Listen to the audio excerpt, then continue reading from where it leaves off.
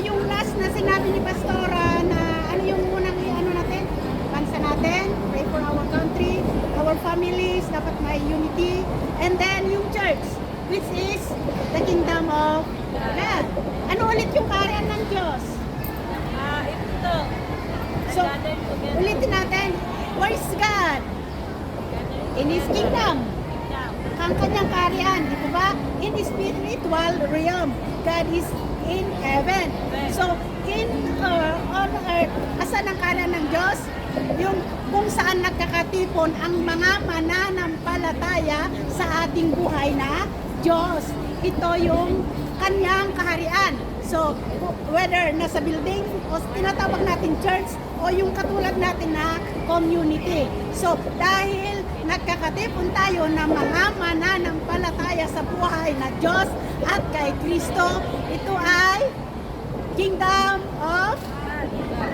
of God. So, we are in the kingdom of God, kingdom of heaven. So, dito sa text natin, nag-perform si Jesus ng himala. No? Pero ang mga Pariseo, nag-doubt pa rin sila. Sabi nila, kung si Beelzebul ang siyang magkakas out sa demon, yun daw, no?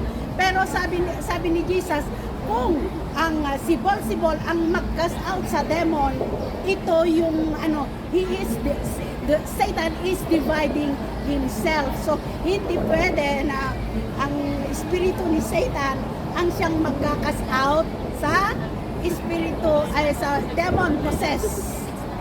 Sino naranasan dito ang na-demon possess? So, hindi pwede na yung demon siya ang magkakas out sa na-demon possess. So, yun yung way, ito yung sinasabi niya, divided. Hinahati ang kanyang kaharian.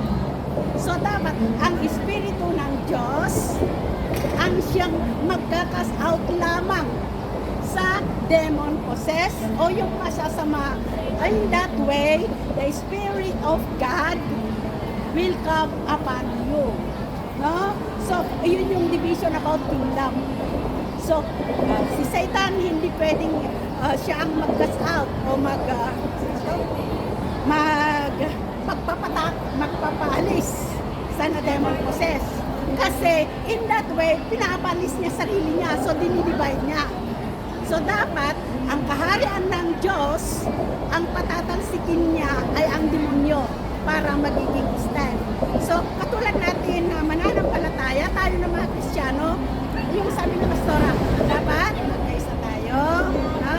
Lifting up one another, yung kahinaan ng isa, huwag mo hatakin na mas lalong ibaba, kundi itaas mo. No? Kasi yun yung if the Spirit of God dwells in us or is in us, dapat yung Espiritu ng who is God, God is holy, God is good. Ano pa yung mga karakter ni God, dapat yun ang nasa atin. So, kung ang Espiritu ng Diyos ay nasa sayo, pero yung action mo baliktad, na kabaliktaran. So, anong Espiritu meron ka? No? Kaya yung action mo, yun ang nagpapakita kung anong espiritu ang meron sa'yo. Kaya kung sinasabi natin nasa kaharian tayo ng Diyos, dapat espiritu ng Diyos ay nasa atin. No? Kaya napakalaga yung pagkakaisa na sinabi ni Pastora. Tandaan natin, kung meron kahinaan ng mga kapatiran natin, huwag natin ipagkalat at siraan, kundi magkakaisa tayo na i-encourage natin, no? Malakasin natin siya physically, emotionally, spiritually. Kasi ganun ang kaharian ng Diyos. Nagkakaisa ang mga anak, bago